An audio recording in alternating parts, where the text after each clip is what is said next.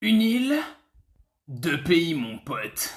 Située dans les Grandes Antilles, cette île s'appelle à la base Bohio ou Haïti, qui veut dire en langue arawak l'île aux hautes montagnes.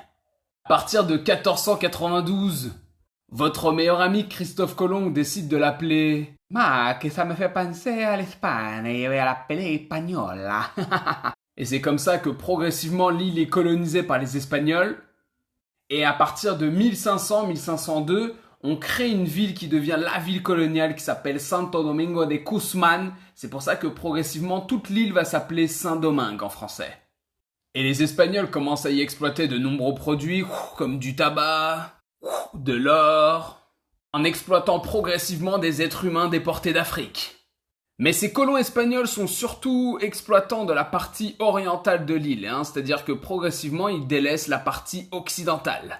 Et donc la couronne espagnole délaisse notamment la région nord de la partie occidentale autour de l'île de la Tortue. Et cette région devient une région de piraterie de ouf dans toute la Caraïbe.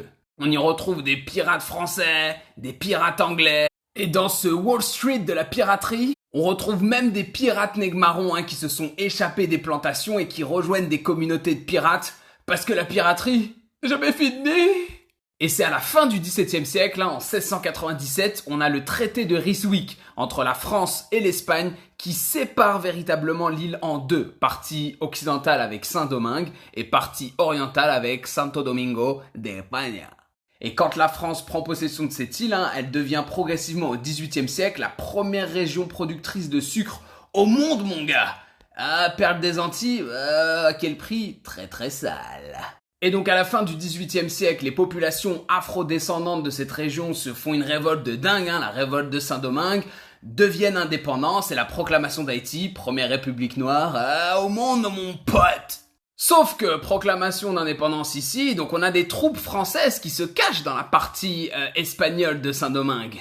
Et vu que la couronne d'Espagne est à la ramasse, en 1822, le président haïtien Jean-Pierre Boyer, que vous voyez là, prend possession de toute l'île. Il se dit, les frérots, ils vont pas commencer à nous casser les couilles. Je fais un accent marseillais. Ils vont pas commencer à nous casser les couilles. Prenons l'ensemble de l'île. Comme ça, tranquille, on fait le business. Y a pas de problème. Pas de problème. Et c'est d'ailleurs dans ce contexte que le roi de France arrive vers 1825. Il dit, les gars, faut payer une dette, sinon un truc, blablabla. Sauf que le régime haïtien est de plus en plus contesté. Et à partir de 1844, des Dominicains décident de se révolter et proclament eux aussi leur indépendance.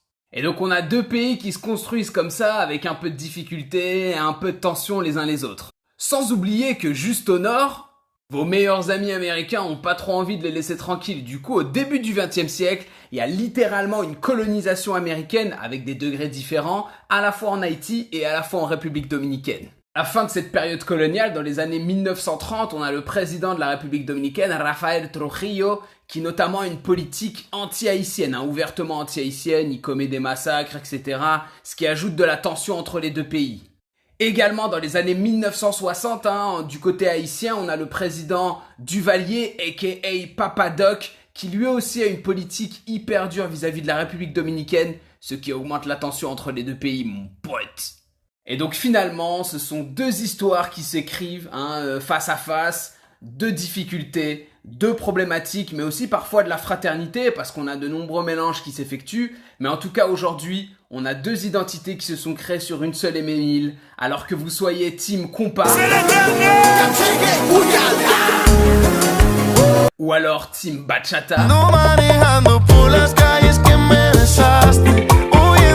Ouais, je fais un peu indien, mais on s'en bat les couilles.